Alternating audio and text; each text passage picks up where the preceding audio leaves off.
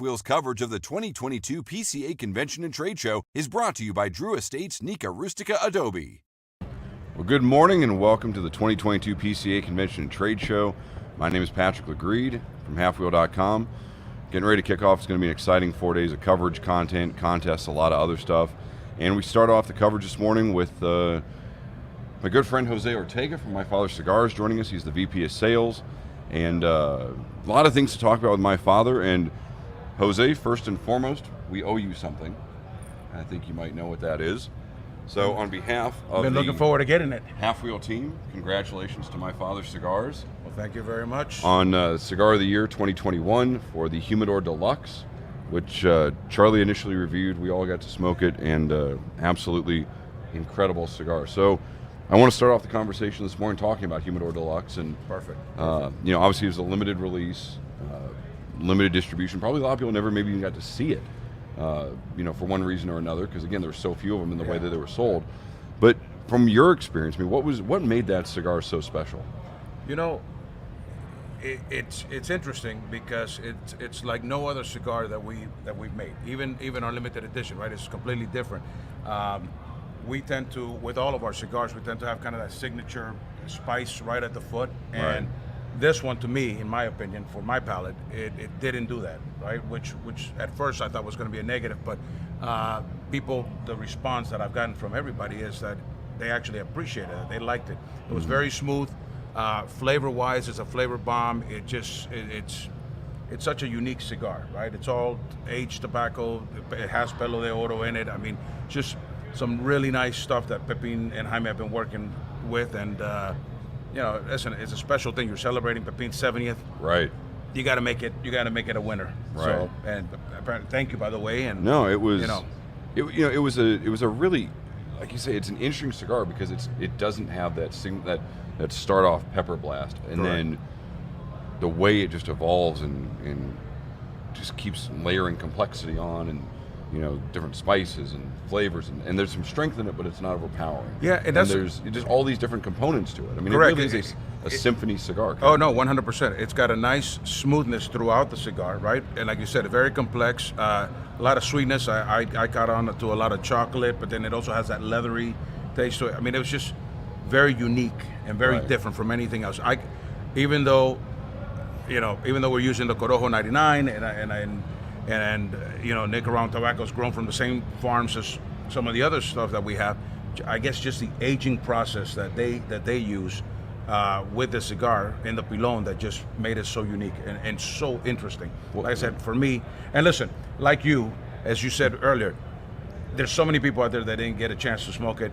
I can count how many I smoked. Sure. Right? Yeah. And I'm the VP of sales for the company, but and I can count how many I did. That's how limited this cigar really was. Right. And it was just a small batch of tobacco that they had specifically for that project. So then that leads into the really true important question: is there going to be more of them? Man, I wish. To me, I wish they made another 300, 400. I obviously I would have absolutely no problem selling them. It's, you know, for right now, the answer is we don't have it in the plans to do another one. But you know what? Listen, that can change. I mean, I think the feedback that we've gotten has been so great that I'm pretty sure they would have to entertain it at some point, maybe 75th. You know, it's obviously has to be something very important, an important landmark of a date. So we'll see. Well, what I was sort of wondering is if it could become the basis for there could be an offshoot of it, because I don't know what exactly might be limited about that cigar in terms of the tobacco that was used, or just the amount of labor that goes into the fermentation. Definitely the tobacco, and I think that's the limitation, is the type of tobacco that they're using. So I'm guessing, because like you, I would love to see maybe a smaller Robusto or a Grand Robusto version of it, or you know, hell, even maybe a Lancero version of that tobacco. It'd be interesting to see. Maybe it doesn't work. I mean, obviously Pepin would know and Jaime would know better, but it would be interesting to see it in those sizes. Nice. You know, so it was a fantastic cigar, and if you find the opportunity to smoke one, definitely do it. I think, as Charlie wrote in his review, you know, there's a lot of reason to hold on to a full set, and it looks good, it displays well, but I mean, this is a cigar that you smoke. You know, I remember when I read your write-up on it, you know, you made the comment that I'm sorry, Charlie was the one that wrote it, but he made the comment that, and he said it's a cigar that when you finish smoking it, you're not asking for more. You didn't feel shortchanged. It's like eating a complete meal that you're satisfied with and you're happy that you had it. Didn't matter what it costs. You just enjoyed it, and you look forward to the next time that you do it. And I agree with you. As much as I like to age and hold on to certain boxes, I mean, I've got limited editions from the first batch, and dude, this is a cigar to smoke. If you got it, if you're able to get it, smoke it, enjoy it, it's for you. Indeed. And if you happen to get one from a friend, thank that friend, man, because they really love you. Yes, indeed. It's a $100 cigar. Yes, indeed. Well, we are at PCA 2022, and that means new cigars, and My Father does have a pair of new offerings this trade show. First of which, let's start with the Flor de las Antillas 10th anniversary. All right. 6.5 by 52. It's a Nicaraguan Puro.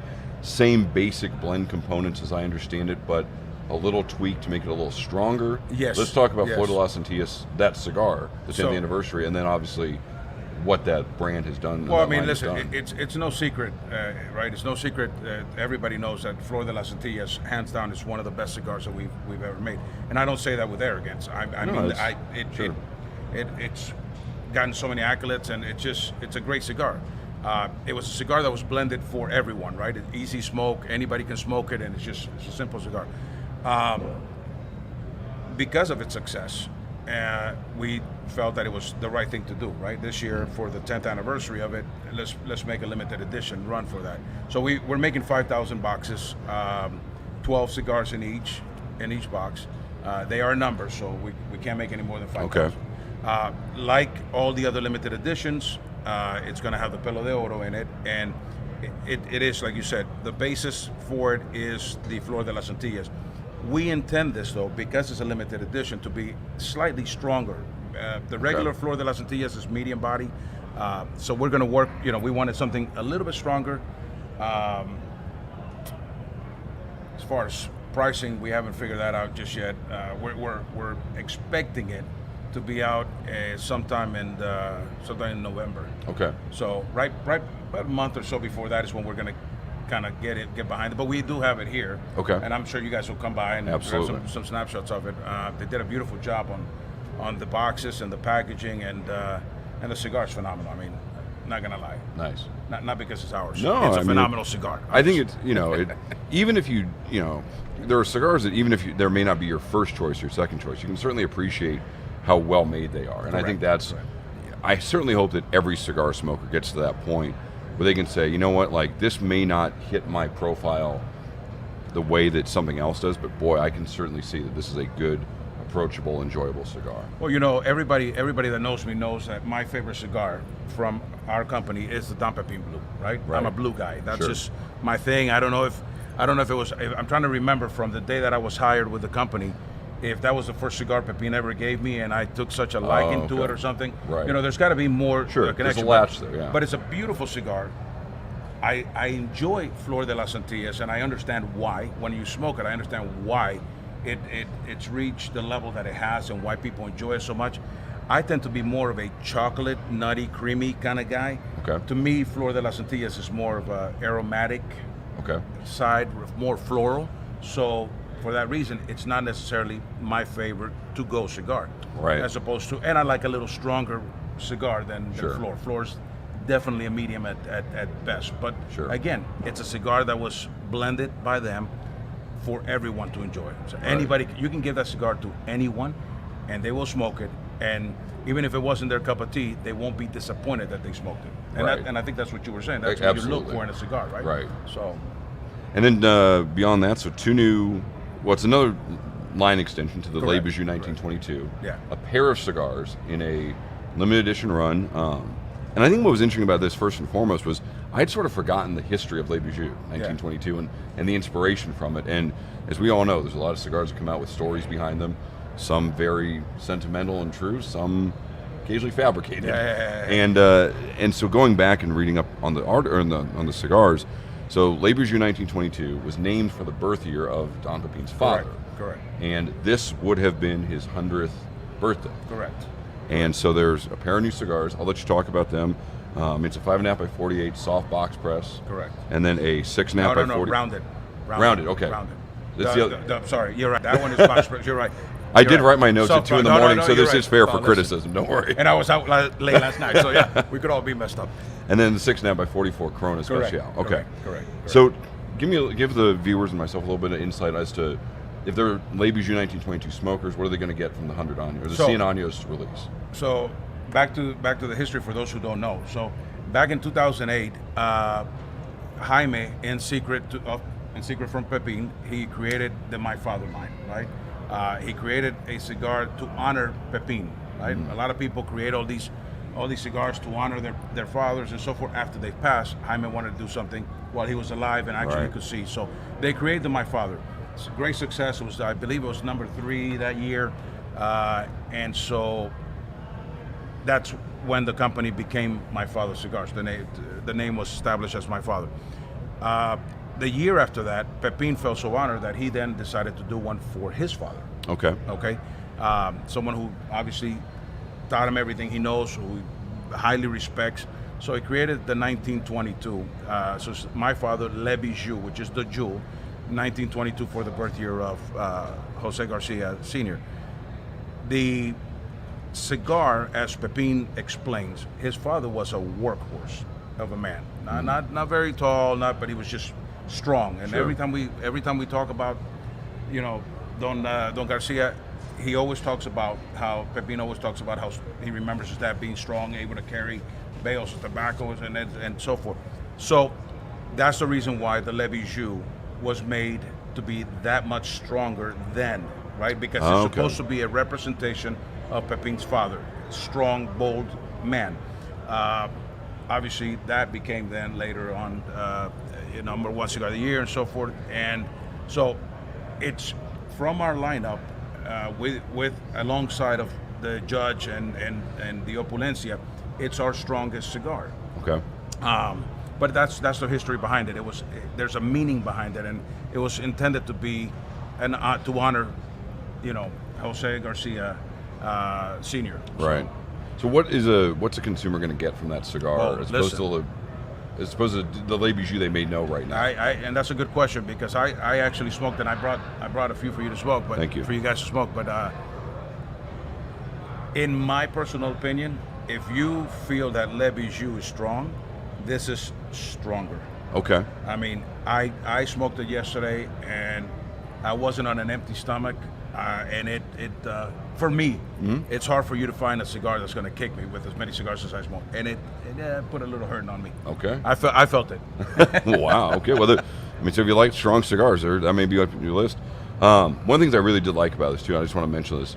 It really did incorporate the number 22 throughout the cigar. So 1,922 boxes. Correct. Of each size, each containing 22 cigars. Correct. So it is a limited edition. And traditionally, Le Bijou box is 23. So I'm glad you mentioned that. So 23, but in this case we did it 22 because of the 1922. And you're right, we made exactly 1,922 boxes. And that's of each size. And that'll be it. And that's it. And it's only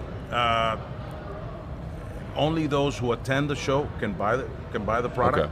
Okay. But it's not a PCA exclusive. But it's only those who attend the PCA. We wanted to support it, but never know, depending on if it's something we may want to do at a later time or run or so forth. Sure. One of the things I wanted to talk about with you as well, and this is something I've been seeing more and more in My Father releases, is a line that says, all the tobacco has been grown on the family's farms. Correct. And I know that I've been fortunate enough to come down to the factory a few times, see the warehouses, and growing tobacco has become a much more integral and important and really sizable part of the company's operations in recent years. You've been obviously with the company for quite a while. Talk about how that has changed what the company's been able to do, bringing tobacco, effectively bringing the growing process largely in-house. Yeah. And then I know that the Garcias are also really key on fermentation, and they have their own processes of getting, once the tobacco comes out of the barns, getting it to that point of being ready to be rolled, and then obviously the remaining production part of it. But talk about the really bringing more of the growing process in-house. Well, I think at some point, so you're right, I started with the company in 2010, right? So I've seen a dramatic increase we joke about it all the time, because every time they say we bought another farm or we built this new building, and like you said, you've been there, so you've seen some of that difference of growth. But every time they say it, we go, okay, everybody's happy about it, but man, I got to go sell more cigars now to pay for it. Right? Somebody's got to pay for it. But you know, ultimately, it was done for it. Pepin and Jaime are sticklers for perfection, right? Okay. Now, nothing in life is perfect, but they're going to get it damn close to perfection. Sure. And the only way for them to do that was to actually increase the fields, right, and how much tobacco they were growing themselves, because now they can control all the process, not just the fermentation, but from the seed. They can make sure that it's the better plant that's getting planted, that the process is being followed through, that the right amount of water, the right amount of soil, nutrients, etc. So it was very important for us to grow that route, and I think it's what has secured the quality of our product. To answer part of your question, we are right now 100% of the production when it comes to filler and binder is from us. Okay. We have wrapper leaves, a lot of it. There are blends that were already created one way. Sure. That can't be. We can't do. We tried growing Connecticut broadleaf in Nicaragua, didn't work out. So you're going to have to use Connecticut broadleaf from Connecticut. Sure. You know, we're using San Andres wrapper on the Opulencia. Like it or not, you have to get it from that region. Right. You know, my father uses Ecuadorian Habano. You got to get it from Ecuador. Sure. So those relationships that we already have are never going to be broken. Just on some of the newer stuff that you're seeing from us. Right. That's where you're seeing that the use of all of our, my father-owned tobacco. Right.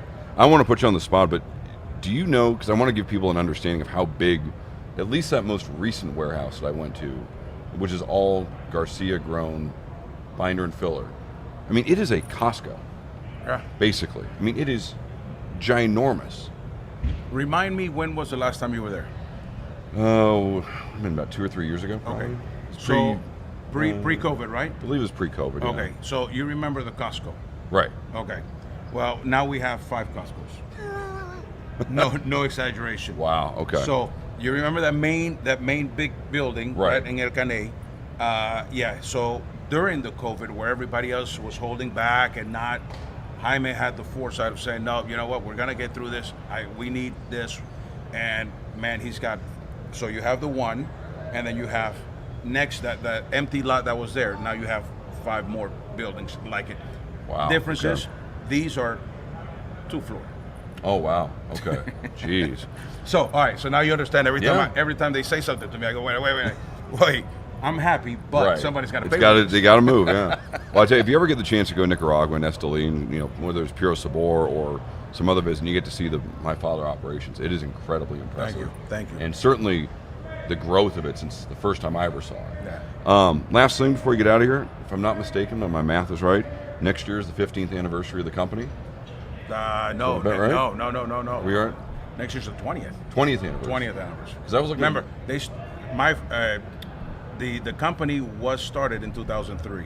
The name of the change of name to My Father was 2008. as we know it today is 2008. Okay, But the that's what I company- was looking at. Yeah, the 'Cause company. I was looking at some old reviews, and there was like the 2008, or the 10th anniversary was released Yeah. in 2018. Yeah.